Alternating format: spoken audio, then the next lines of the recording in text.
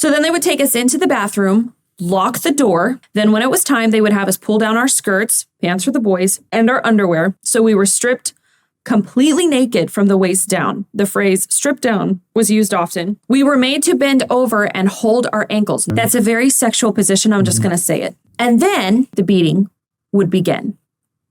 So you were only supposed to get 10. If you even so much as barely let go of your ankles, you let go, the count starts over. From the beginning, we were almost there. You had one more, and now I got to start all over. It was literally said to me and probably many others, all the other siblings. On average, you would leave the bathroom with anywhere from 50 to 70 beatings.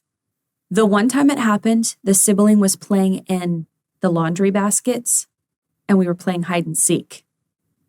And we weren't supposed to play in the laundry basket, so it was considered disobedience, and they got beat for it. So the smallest thing would set this off. The smallest thing. Dad flew in there with a metal spatula. We're talking this long. Okay, it's this long. For like grilling. I mean, it's thin. It's a little bit of a flexible metal, but that's what he beats them with. And he's repeatedly beating with them. Mom's at the top of the stairs. What's going on? And how old are the children? I think between like 9 and 11. They've been asked about this recently, and the one has completely forgotten that this memory ever happened. Right. And the other one's like, yeah, I forget, Dad. There's many witnesses. There's many witnesses. So family event, lots of family members at the house, but I'm isolated and taken upstairs. And then it was an adult male. It was much older and a father to some of the kids there. So I equated it with a father figure. And he raped my mouth with his penis. So then I'm told, this is our little secret. Don't tell your mommy. Did they know this person was dangerous? Yes. That one, they did know because there was a history between... what kind of history? Sexual assault, sexual abuse, sexual molestation, so they know attempted murder. So this person sexually molested your mother? Yes. And so she knew he several times. And tried to kill her. So she knew this person was dangerous, but still let him around. And it's not like she forgot those because she told us those memories often. Those were her childhood memories that she would tell us. Every family event, every party that we had, they were welcomed. And that's how the cycle open arms continues. That's how the cycle keeps happening. Yes. Through the generations. Through the generations. Yes. It's never put to someone has to put a stop to it.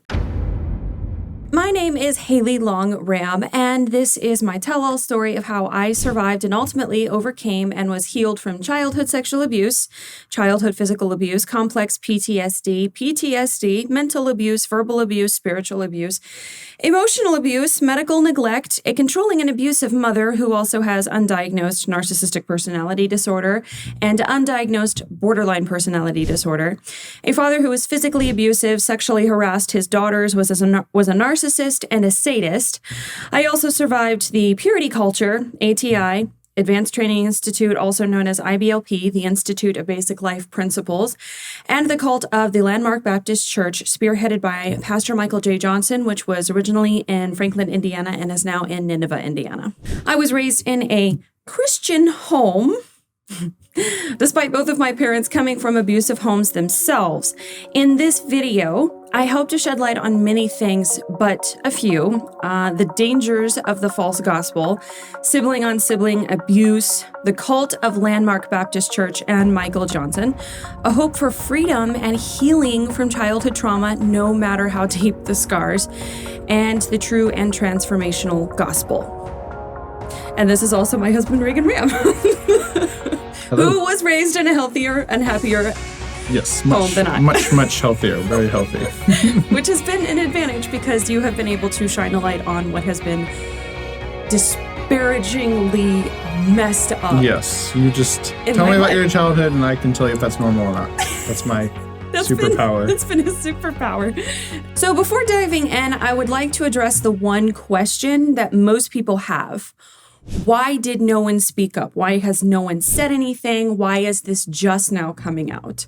So number one, the biggest reason, Memory issues. Dissociative amnesia is basically when you can't remember important information about yourself. Memories are disorganized often, which is very frustrating. And it's most likely to happen with severe or long-term trauma, especially experiencing abuse, neglect, or violence of any kind. And this is a quote from Cleveland Clinic. And I can assure you that all of those kinds of things occurred in my home growing up. Blocking out memories, especially traumatic ones, is a way for the brain to protect itself when surviving long-term abuse. Often the brain won't recover lost memories until the brain and body sync up and recognize that one is in a safe place. This is what happened for me, and other siblings have cited this as a problem as well. Like, often we didn't have memories before the age of 9, or if we did, it was all convoluted. Or in my case, I had certain memories that were like super early, like from the time before I was potty trained, and I was potty trained at like 2 years of age. So before then, which is not normal, and it seemed as a happy memory, until later I realized it was a traumatic one. So yeah, I'll probably get into a little bit more of this. But essentially the reason is when you're in that environment, your brain will use whatever measures it needs to protect itself so that you can continue living in that place, especially if the abuse is coming from a caretaker. The brain has to find a way to survive. The body has to find a way to survive. So certain things will be shut down, like your intelligence, your cognition and stuff like that will be diminished in a way to keep other aspects alive, like basic survival instincts alive. So that's the biggest reason. So basically no one can remember. No one spoke up because a lot of their memories were locked away and suppressed. So they didn't remember that they'd been abused. Yes, I did not begin to remember everything until 2021. You remembered like one small thing that happened to you when we were engaged. Yes, and a few smaller things, but that took place more throughout the teen years. It was like the childhood stuff I couldn't remember, and it was really, really disturbing. So yeah, I didn't become aware of a lot of stuff, and I'm still uncovering memories, and other siblings have too. So the things that I'm sharing here, there's even more that we don't know about, because some can't remember. All right, so the second reason is living in an echo chamber. Everyone around us exhibited similar behaviors. Parents punished their children in a similar way. So nothing seemed amiss. Now, I want to clarify, I don't think parents punish their children as severely as my parents did. Just to throw that out there. I don't want to cast like everyone around us was punished this way. In fact, I've talked to one parent recently who was like, no, that is not what happened in my own home. And we don't know where that came from. So we surrounded ourselves with people who believed exactly the way we did. If you didn't, you echo chamber. Were cut off. Mm-hmm. And it was made clear that those people did not have the truth. That's how it was that's how it was presented, was if you don't believe exactly the way we do, you don't have the truth. You poor soul. It had, like, if there was theological and doctrinal differences, like if you were Catholic, we were not friends with Catholics. Heck no. Calvinists, there was a church split over Calvinism, like no joke. And the people who caused the split and like left were like excommunicated from the group for seemingly presenting a false gospel. So, and other people left because of that. So there's this echo chamber we're living in. So we have no idea we're being abused. None whatsoever. And we were told to be quiet about the spanking because we were threatened that if word got out, CPS doesn't understand our way of doing things and they'll mistake it as abuse. That's kind of the way it was painted. So if you even so much as mentioned the way our parents spanked us, you're going to be the reason our entire family falls apart. So no one wants that responsibility. They seem to know there was something wrong with what they're doing. Yes, there was a great fear of law enforcement and CPS, mostly CPS. and also people finding out what was really going on in the house. So that's another reason why this is so hard to believe, is because we presented one front while atrocities were going on. And I'll go through many of them. The third reason why no one has spoken up is we were silenced and shamed. So some of us have tried speaking up before. And I remember saying, so I was like 9 or 10, and I voiced this to a very close family friend who was also a member of Landmark Baptist Church, and I think it still is to this day. And him and his father immediately shut me down. All I said was, I don't feel like my parents loved me. And immediately, don't you dare say that ever again. Your parents love you. Don't ever say that again. And I was like... Which, I mean, it makes sense, right? For most people, they hear someone say that, but I feel like you shouldn't just shut them down. I'd maybe ask questions like, why don't you feel like your parents love you? Yeah, you should ask questions. You let the child talk. And you let the child talk, and you should be able to refute whatever they say. Oh, no, but your parent does this or your parent does that. I might have been like 11, actually. But then if they actually heard you out and let you talk, then maybe they would have, this could have come out a lot earlier. Maybe. But then in the later years, I know other siblings have confided in other family friends, and they've been shut down and told to be quiet, and or when it's come out, taken to Michael Johnson. And Michael Johnson has been the end-all be-all authority on what needs to take place and how we will proceed and what actions we'll take. Or, in other words, a cult. Yes. Sorry. And also, we made a 2-hour video last year going into a lot of this. Not as detailed as this, but there was lists of things that happened to other siblings. And because of a clip we included that someone else provided, we did not record recorded this. A video from the home. Yes, of my mother violently screaming at one of my siblings. Because that video was just like 20 seconds. Mm-hmm. She threatened to sue us. Someone else in the house was witnessing this and was so afraid they wanted to get footage out to other siblings. And they were trying to convince other people, hey, we need help. Mm-hmm. Please get us out.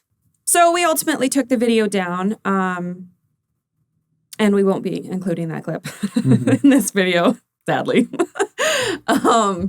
But we don't need it. And yeah, it's time we put the truth out there again. I'm not going to be afraid anymore. Mm-hmm. That might be another reason why no one has spoken up, is straight up fear and I'll get into the reasons for that. So the fourth reason is it's never the right time. There was a heavy emphasis on honor your parents, honor your father and mother, which meant you can't speak badly about them ever. You can't say anything negative about your parents. So if your parents are abusing you, there's a there's documents on this. This is so horrific. IBOP has literature on what to do if you're being abused. We've actually read through this recently. Essentially, we were never allowed to say anything because you can't speak badly about your parents. That's not honoring. And then I couldn't speak ill of my dad when he was sick with ALS the past 3 years and dying.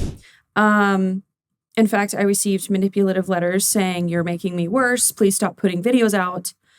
Please stop making videos, period. The stress of it is making me worse. And now it's almost taboo to speak badly of the dead. So yeah. I was like, when's the right time? I mean, also, what was just mind-boggling to me was like, we know we have the truth, but we figured they would try and deny all this. That. They didn't deny any of it. They just said they didn't like that we were talking about it. So there's been no denial. There's been no denial of anything we said. Yes, which is startling. I thought for sure they'd do some gaslighting. I'm going to laugh at inappropriate times because this is how I handle the darkness because it's really dark. So there's no good time. There's no right time. There's no right time to speak the truth. The truth is inconvenient. The truth doesn't care about anyone's feelings. It doesn't care whether you're dying or not. The truth is the truth, no matter what. Also, there's no right time to abuse your children either. And that happened on a weekly basis. So how you like them apples? Yeah, the best Which time. basket of fruit do you choose from? The best time to talk was back when it was. I mean, there's still stuff going on, but back when it was really going on. There is still stuff going on, and that's one of the reasons why I'm doing this. I guess, it's like the old Chinese proverb, the best time to plant a tree was 20 years ago, but second best time is today. We had a moment in time in 2018, which I will get into. I'm going to keep saying that. I'm going to get into it. And I regret not calling the police then. I majorly regret that because a lot could have been different. All right, so fifth reason is we were raised in an enmeshed family. So Healthline.com describes an enmeshed family. There are no boundaries between the family members.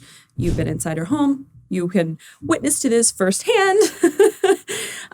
Instead of the strong bonds that signal a well-functioning family unit, family members are fused together by unhealthy emotions.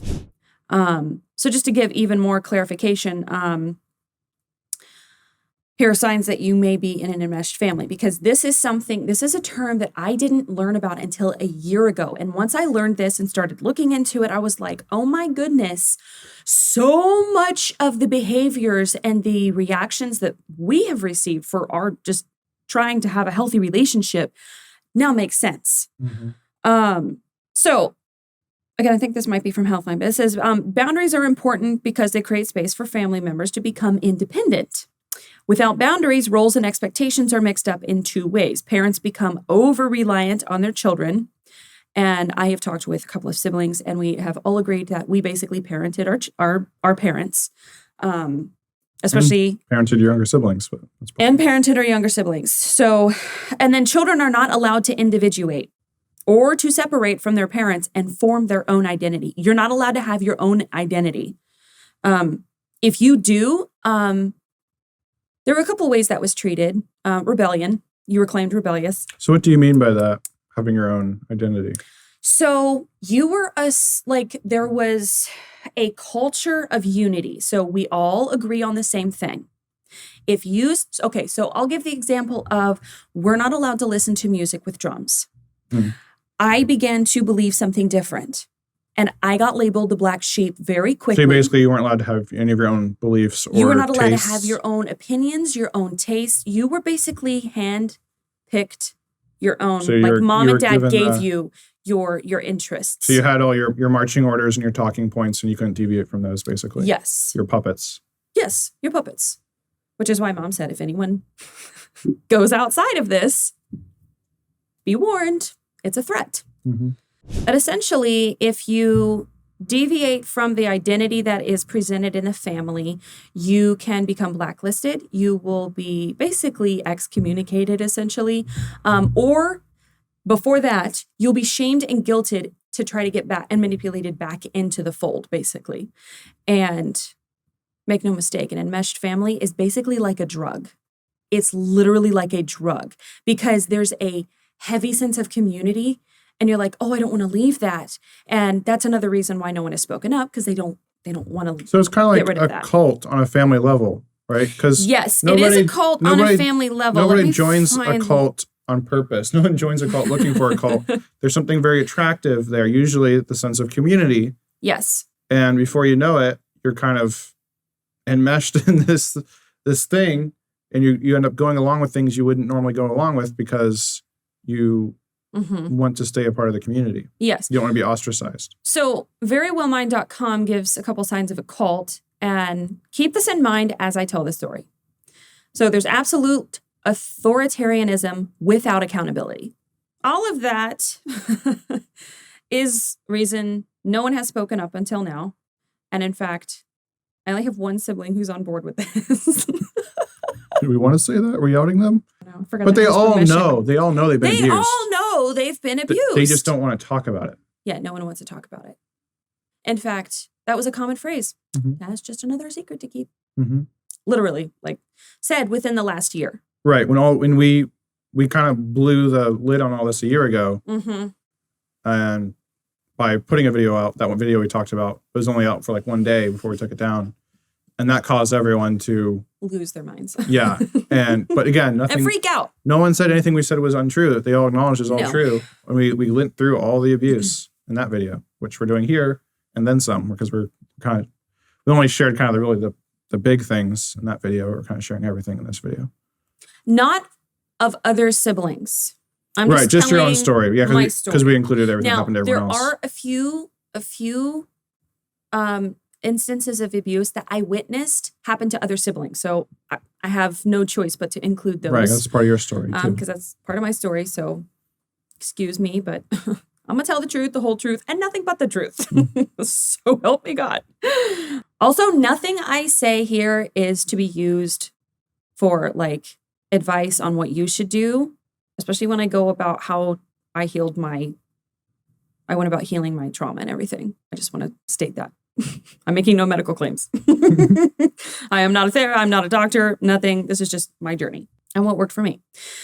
Okay, so I will not be including real identities of my siblings, and I'm going to try to not say any of those names, or those who have committed sexual crimes, as this isn't the purpose of outing anyone. The only real identity I will maintain is, it's pretty obvious, my parents. There's no escaping that. Also that of Michael Johnson. And the reason for that is he's an ordained minister and a supposed man of God who has had family after family in his congregation. I told it up what I could remember. Okay, this is just what I could remember and what I know. 11 families. 11. Over the course of about 30 years. In one congregation, okay? And this is not a large congregation. No, it's very small. It's a very small church. We met in a hotel room originally, and now I think they meet in a community service Right, and this isn't like one of those big hotels with the giant ballrooms. This is just off the side of the highway. Meeting room. Yes. Tiny little, it just had a small little meeting room. Well, okay, I don't know what it is now. It started out as it was a Comfort Inn at one point. So yeah, like a Comfort Inn with a meeting room. So pretty small. It's pretty small church. Family after family in his congregation who have abused their children or had serious moral failures. Right, 11 different families. 11. That's including mine. There's something massively wrong when those are the people sitting in your pews year after year. And also, he has an obligation to report abuse. I forgot to read the law mandated in Indiana, but basically, if you are an officiant or hold any official title, such as like a teacher, a counselor, a therapist, what's the other one, or even a medical professional, even a nurse, and you are suspecting that, even just suspecting, if you just suspect it, you are mandated by law to report it. You're mandated, and you could get in trouble if you don't. And he knew about it. And to my knowledge, he's never been in favor of that. In fact, there was pretty severe judgment on CPS getting involved last year, but it was started by a medical professional, a nurse, because a sibling of mine went to the ER with serious medical issues, and they're like stemming from the abuse and So they were required to report, and the siblings who were there were shamed because of that, even though it wasn't even their fault. They were just doing what the law says. He's never been in favor of that, even after he learned about the truth of what happened in my family. He knows it all now. He knows it all now. And he's still like, no, we're going to keep that out. You need help, but we're going to, let's keep the kids with the parents. And that was the goal, was to try to, there was a hope that he would see how bad this was and be on board with removing the children, the remaining children, there was, from our parents. 3 different siblings went to him to tell him all this, and he didn't do anything. 4. 4 different siblings 4 went to him to tell him all this, and he didn't do anything. No, he did not. Yeah, as far as the sexual abuse goes, like every single one of us has been touched by it.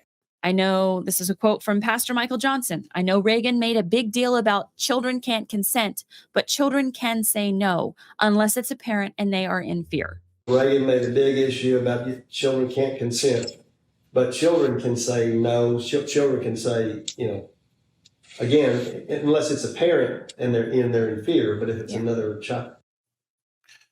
Yeah, so maybe it's just ignorance. Maybe people don't know that, Michael Johnson here doesn't know that children can abuse other children, but I have to completely disagree with that. Children cannot consent. They do not know what's going on. Don't have the capacity to understand. And if you want to go down that road, it's a very slippery slope. You're saying you disagree with children can't consent. Right. You're disagreeing with his statement. Right. I just want to clarify. Right. I'm saying children cannot consent, but he's saying they can. They can say no. But I'm saying no, it's not the case. Right. Maybe I misheard what you said. Okay. I probably misspoke. Anyway. Going into some quotes here from credible resources. Just a law firm website. Okay.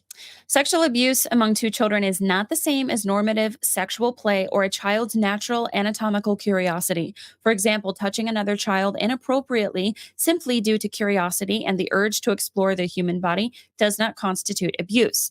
Instead, sexual abuse describes deliberate acts that are done with the goal of sexual pleasure, gratification, or stimulation of either party. It may also involve manipulation, tricks, threats, or physical force.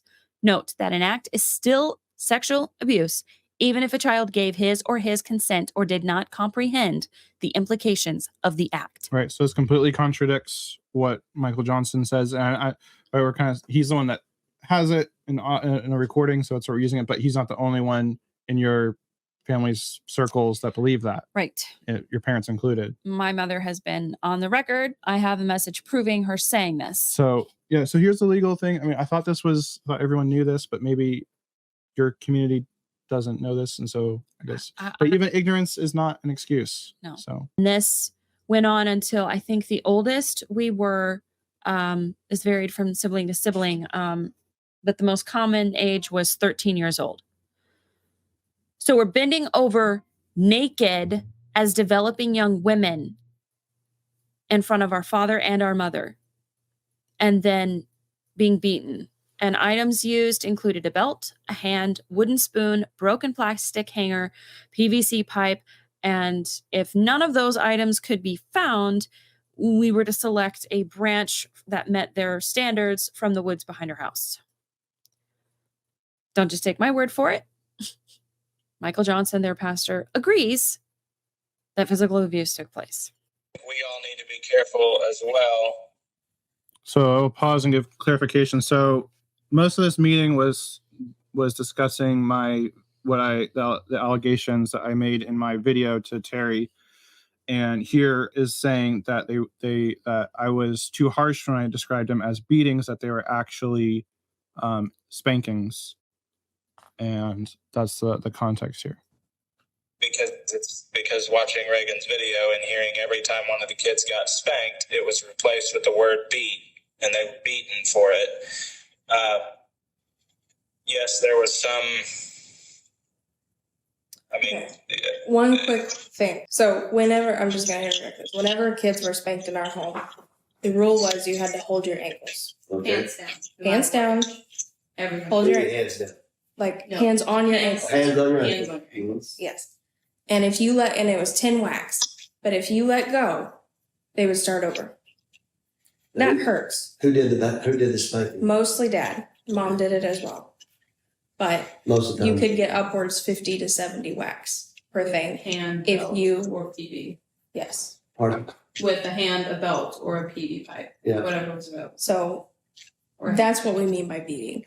That's not a spanking anymore. That's you No, go too that far. would not. I would agree that's not a spanking.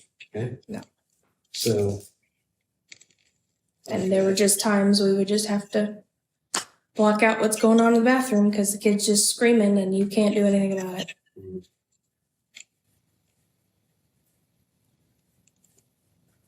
So that's what we mean by beating. Whenever that word gets used, that is what we mean. Did you experience that? Did you get that? Yeah.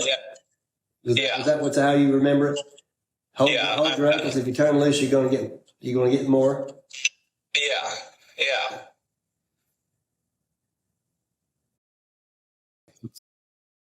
Yeah, I think every parent at some point has probably spanked in anger. Instead of taking a step back, we try to send our boys to the room, and then we cool off, and then we go talk to them about the infraction, why they need the discipline, and then we would apply it in a measured way. Okay. So I can't say that's not appropriate. I mean, if the infraction is that bad, it's time to get some help. It's time to get some help. Okay, it's time to get some help. At most, he went and talked to her parents to confirm or something. Mm-hmm. And then they got some biblical counseling, 2-day biblical counseling for the one sibling who was 2 days of causing some abuse. He needs that sibling needs professional help. So as you'll see, there is something dark and twisted at play in this story. And this is why I mentioned the dangers of the false gospel, because this is what it leads to. And I'm going to start with my story. Mm-hmm. I'm actually there.